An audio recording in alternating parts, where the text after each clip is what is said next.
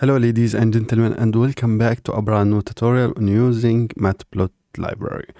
Now in this video we'll learn how to install it and verify the installation. So let's get started.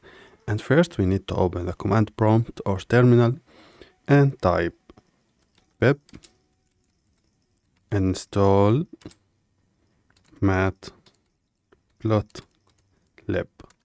Hit enter, and I have already installed it, but for you it will install. Now let's verify the installation. So type Python, and once we're inside the Python interpreter, just type print, and inside the print parentheses type matplotlib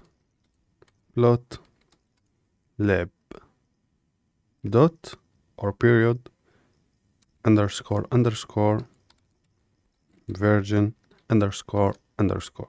Hit enter, and name error matplotlib is not defined. I did not import matplotlib.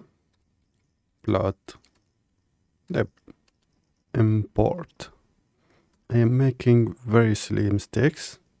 It's okay. Import matplotlib. Now we installed it, we imported it.